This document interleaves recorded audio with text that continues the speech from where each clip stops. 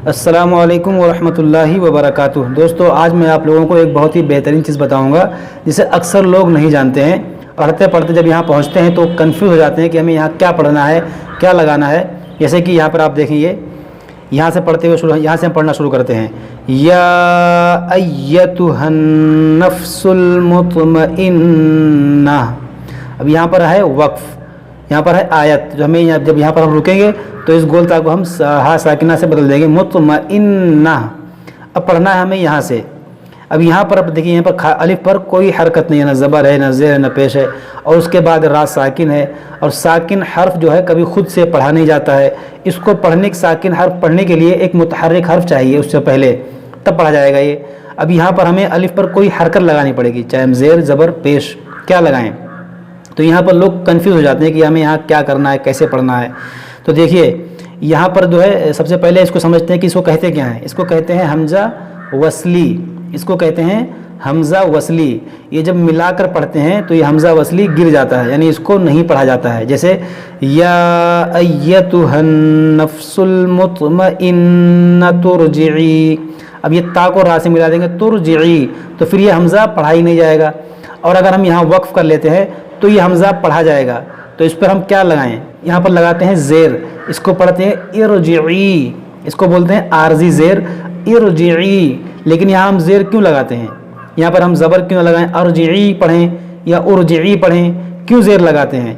तो इसका जवाब ये है दोस्तों कि हर ज़बान के कुछ रूल्स और क़वाइद होते हैं। जैसे आपने इंग्लिश पढ़ा होगा या हिंदी पढ़ा होगा, तो हर ज़बान के कुछ रूल्स होते हैं। इसी तरह अरबी ग्रामर के भी कुछ रूल्स हैं, कुछ क़वाइद हैं। उसको मैं भी आखिर में बताऊंगा कि यहाँ पर ज़ेर क्यों लगाएंगे।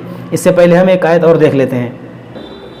इसी तरह आप यहाँ पर देखें, ये सूरतुन नास है आपके सामने, सूरह नास। यहाँ पर जब हम यहाँ से हम पढ़ना शुरू करते हैं, मिन शर्रिल वस्वासिल खन्नास।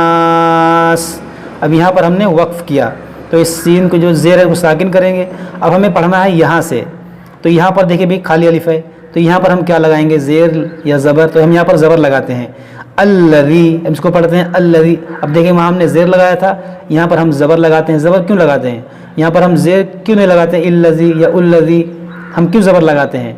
तो ये इसी तरह इसके भी कुछ क़वाइद हैं, कुछ रूल्स हैं अरबी ग्रामर के। इसको मैं बताता हूँ अभी। इससे पहले एक आयत को आप लोग और देख लें। इसी तरह आप यहाँ पर देखें, यहाँ पर देखिए ये अलिफ जो है बिल्कुल खाली है, यहाँ पर कोई भी हरकत नहीं है। और आगे शीन जो है साकिन है। इसे हम यहाँ से पढ़ना शुरू करें, हारून अखी। अब यहाँ पर हमने वक्फ़ किया, अब पढ़ना है हमें यहाँ से। तो हम इस पर क्या लगाएंगे, ज़ेर लगाएं या पेश लगाएं या ज़बर लगाएं? तो इस पर हम यहाँ पर लगाते हैं पेश, उशदुद बिही अज़री। यहाँ पर हम पेश लगाते हैं, उशदुद। क्यों हम यहाँ पर पेश लगाते हैं? तो देखिए, पहली आयत में हमने बताया कि वहाँ ज़ेर लगा के पढ़ते हैं, इरजिई। दूसरी आयत में बताया कि हमें वहाँ अल्लज़ी, वहाँ पर ज़बर लगाते हैं। यहाँ पर हम कह रहे हैं कि हम पेश लगाते हैं। तो क्यों? तो मैं आज आपको वो कायदा बताऊँगा जिसको आप अगर अपनी याद रखेंगे तो आप जो है देखते ही समझ जाएंगे। जैसे आपके सामने खाली अलिफ आएगा तो आप तुरंत समझ जाएंगे कि हमें यहाँ कहाँ ज़ेर लगाना है, कहाँ ज़बर लगाना है, कहाँ पेश लगाना है। तो आप वीडियो को लास्ट तक देखें, मैं आपको बताता हूँ कि कहाँ ज़ेर, कहाँ ज़बर, कहाँ पेश लगाते हैं। देखिए, यहाँ पर हम ज़ेर क्यों लगाते हैं। अरबी ग्रामर का यह कायदा है कि अगर तीसरा हर्फ, जैसे 1 2 3, तीसरे हर्फ पर हमें देखना है ज़ेर हो या ज़बर हो। तीसरे हर्फ पर ज़ेर हो या ज़बर हो तो हम यहाँ पर अलिफ पर ज़ेर लगाएंगे। ये कायदा आप याद रखिए। आप इसको एक बार फिर सुन लीजिए। तीसरे हर्फ पर अगर ज़ेर हो या ज़बर हो तो हम खाली अलिफ पर ज़ेर लगाएंगे, पेश नहीं, सिर्फ ज़ेर या ज़बर।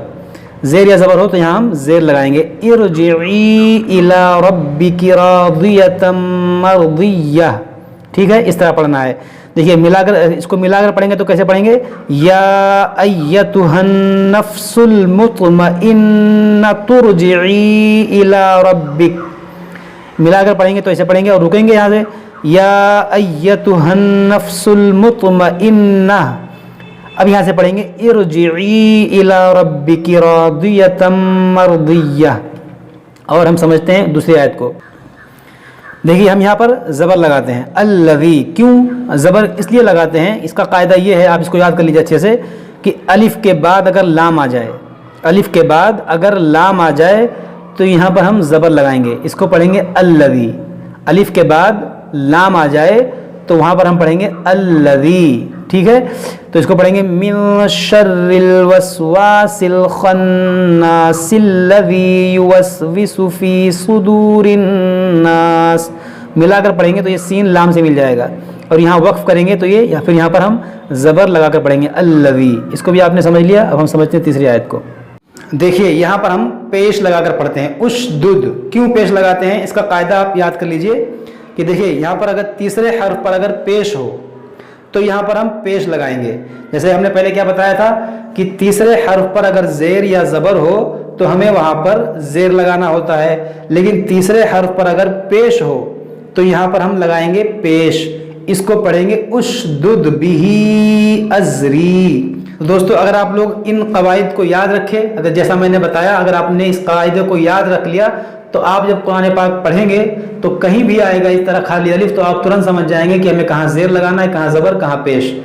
तो मुझे उम्मीद है कि आप लोगों ने इसको समझ लिया होगा। अस्सलामु अलैकुम व रहमतुल्लाहि व बरकातुहू।